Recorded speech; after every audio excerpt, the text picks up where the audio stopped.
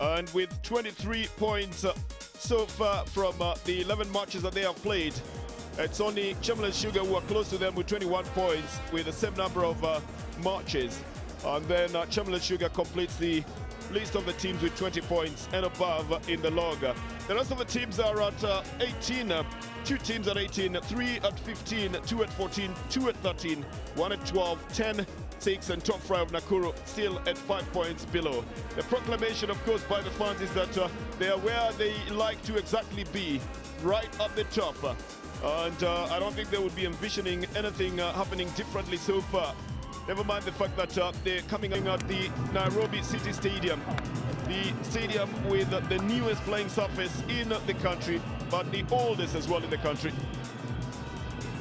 That's the team sheet so far as Gor Mahia is concerned, using Danny Sorinkuma and Rama Salim up front. And then they've got Anthony Akumu and Geoffrey Walusimbi pushing as well, with Geoffrey Kizito equally pushing from behind. Chakava, David Owino and Israel Amuge will form the back three to make sure that the defense is well taken care of as well. And that's the way Gor Mahia will be lining it up for the day today.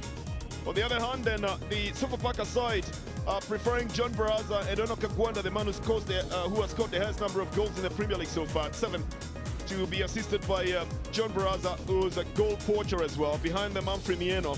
Kagogo will bring it from the left, and Ndolo Anthony will bring it from the right. And then the defense is made up of Eugene Asike, Yusuf Juma, and Anthony Kimani, surprisingly today, playing in that line of defense. Good benches that they've got so far on the side. For Gor Mahia, Joseph Wanyonyi and Jojo Dhiambo Blackberry have always been preferred in late. Shaban Kenga is equally first and might just come into the game today. Sofapaka have got John Jeroge and Clifton Miheso on the bench, who they probably will need as well in the game today. The man in charge of the game is Rafael Duarte. He was assisted by Jubal Mondawiro and Fred Akida. And workshop manager Davis Amueno will be the fourth official in today's game. The two captains, Pale Mulumba and Musa Mohammed, I think, has been given the captaincy of the Gor Mahia side today.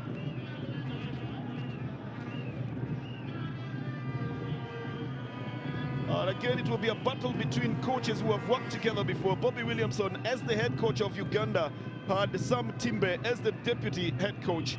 And both meet in the Kenyan Premier League as head coaches of different clubs this time round. And Timbe says, look, all those were back to Akumu. They've taken it a little bit lightly. They haven't gone for the jugular right at the first minute, as we've seen in other games as well. I think we've just gotten so accustomed to seeing, for example, the FC Leopard side going very quickly trying to get a goal. I think in the same line, but in boxes for two different teams away from where they applied their major trade before. Return ball to Ramasalim, tries to cross it out. Eugene Asike gets his foot in the way for an interception that makes it a corner for the Gor Mahia side. But this man has caught 2 goals so far. That left foot of his becomes a very deceptive tool, Jacob, to defenders. Well, he did well, but Eugene Asike, look at Eugene Asike's concentration here. He just puts his leg there. Otherwise, Sorinkuma was ready for the cross in that box. Well, the worry is Anthony Kimani and whether he was covering as well in that direction, because then Eugene might be forced to run right, left, and right, left, and occasionally that does tire on the defenders. Eric Ocheng will take the corner for Gor Mahia. It's the first corner of the game as well. It's a low one. He headed into the area. Samir Salima! Oh, he seemed to have had the line on that side, and he wanted to just push it under the bar. A low corner, Jacob, but then the second touch there. You can see that touch and Ramasalim directing that ball. Landing him a call-up, I believe, to the Kenya national team as well. It's a ball onto the outside right to Musa Mohammed for Gor Mahia. The cross is a nice enticing one, intercepted again by Eugene Asike. My worry still is that he might be spread out very wide, Jacob. Well, I think Gor Mahia has a tactic that they're trying to break through the flanks. So far, it has worked through Ramasalim. Because looking at what's going on, that's a good through ball to Kagogo. And it's got only the goalkeeper standing between him and the goal area with Kago. Approaching the scene as well, but the defense then just pushing the ball off the field of play.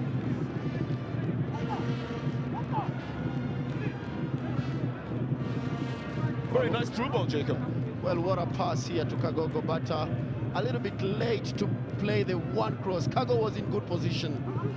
A very nice through pass by Baraza, and then this is where Kagogo should have played the one pass.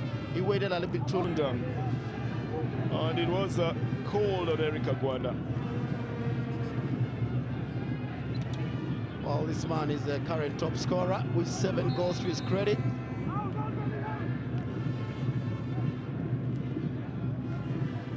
It's Walusimbi. Tries to push the ball into the midfield, and Sofapaka then gained possession. Agwanda in full flight and in possession as well from the right side. Tries to go wide and cuts it back. It's a little bit legible and easily done. Like a very top lawyer in that one, but and what he never even noticed that he was there. Now we know how top lawyers arrive at the scene, towering above everybody else, and in quite some urgency. But Mulumba was trying to use a big ball onto the right side to Musa Mohammed, totally unmarked on that right side. And the clear has not yet gone. Anthony Akumu, and enough men going for it, and it's given out for offside, I think. 3 men up there, Johnny Serikuba, and there was Rama Salim. But a very spirited run coming from the midfield, Jacob. Well, the goal Mahia had the numbers, but look at this pass. A super fantastic pass on that right to Musa Mohammed. His first touch was brilliant. He looked up and looked for Rama Salim. It is here that Walusimbi was in an offside position when the ball went in. Good call by the second assistant, Fred Akida. Agwanda then gets it to John Baraza. The left foot shot from Kagogo. I think the flag was already... Oh, well, no, it counts. And Kagogo gets the first goal for Sofapaka. A left foot shot, quite unexpectedly, and equally lethal. Rolls into the net past the goalkeeper, David Juma. Just about 3 touches of that ball. From John Joroge to Agwanda, to Baraza, to Kagogo. And back into the net, Jacob. Well, they've been trying it the whole afternoon here. They've been opening on the right and left side, but this time it was a ball. The same John Baraza has been releasing Kagogo in that position, and Kagogo this time didn't wait, hit the far post here. But look at Baraza's first touch here, touch of experience, and what a finish here by Patrick Kagogo to send Sofapaka on top. Anthony Akumu having made a comeback into the game for Gor Mahia. And still trying to fly straight in the midfield. He's got Rama Salim for company as well. Rama picking it up off the feet of John Joroge. And then a boot onto the left side to Walusimbi, who stops it for David Owino. And Walusimbi decides to open up. Owino goes for the shot directly into the hands of David Okello. Well, last 5 minutes, Sofapaka look like they have the better pick. But Gor Mahia clearly leading by 52% in total possession here. Well, this has been given for a foul, and it's in the box, or it will just mean that it will be for Gor Mahia. Here it is again, and Feli Mulumba is going for the ball. Granted, he doesn't get to the ball either, Jacob. Well, Feli Mulumba has a touch on that ball, and Serikuba clearly, knowing he won't get the ball, he just makes a dive. Again, it's a decision that will make a very good talking point on one of the magazine shows on Super Sport, your World of Champions. Here is Feli Mulumba. Little touch, he actually has a touch on the ball there. But then Johnny Serikuba knows very well that this is the box area, and is also simulated to be going for that ball. And at a point like this, Jacob, I would have... and there's no reversing it. And then the responsibility is given to Johnny Serikuba as well. And he puts it in the net. Levels the scores for Gor Mahia. So a little bit of a row of applause from the fans of Gor Mahia, who of course make up 99%